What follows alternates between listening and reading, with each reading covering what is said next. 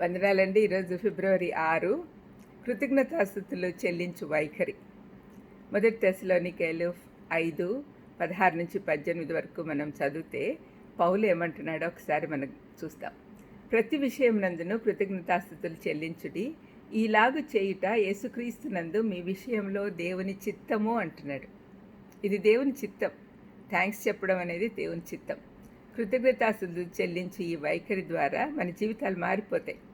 ఒక 5 ఏళ్ల బాలుడు తన తల్లితో పాటు కిరాణా కొట్టుకు వెళ్ళినప్పుడు ఆ కొట్టు యజమానికి ఆ అబ్బాయిని చూసి దయ కలిగి ఒక మంచి అరటిపండు ఆ బాబు చేతిలో పెట్టాడు. బాబు కృతజ్ఞత చెప్పాలనే ఉద్దేశంతో ఆ తల్లి బాబుతో, ఆ మంచి వ్యక్తికి నువ్వేం చెప్పాలి నాన్న అని అనింది.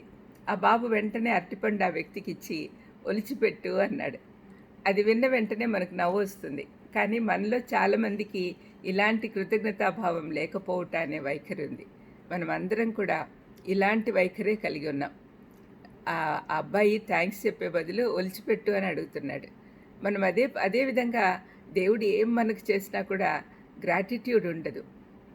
ఈనాడు చాలామంది తమ ఆశీర్వాదాలన్నిటికీ మూల కారణం దేవుడే అని తెలిసినా కూడా కనీసం కృతజ్ఞతలు చెప్పాలన్న ఆలోచన కూడా రాదు.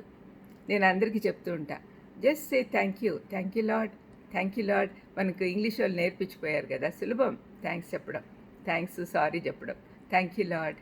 ఒక్క మాట అంటే ఆయన ఎంత సంతోషపడిపోతాడు కదా.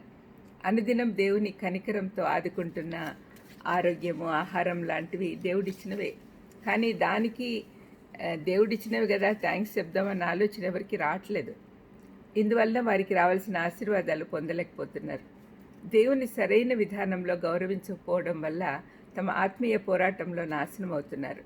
కృతజ్ఞతాస్తుతులు చెల్లించడం గురించి బైబిల్లో చాలా వాక్య భాగాలు ఉన్నాయి.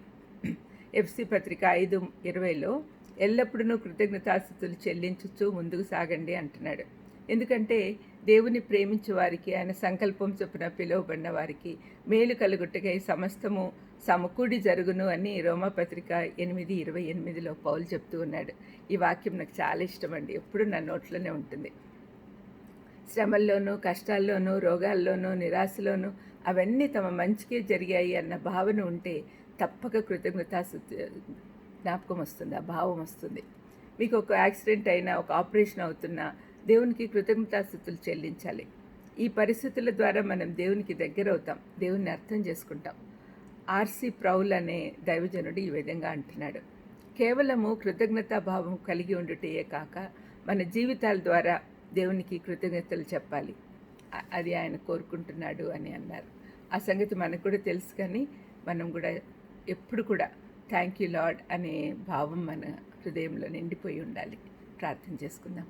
దయమైడా యేసునాయన స్తోత్రం ప్రభువా, ఎప్పుడు కూడా మేము కృతజ్ఞతా భావంతో జీవించేటట్టు ఆశీర్వదించమని యేసుక్రీస్తు నామమున వేడుకొంచున్నాను తండ్రి.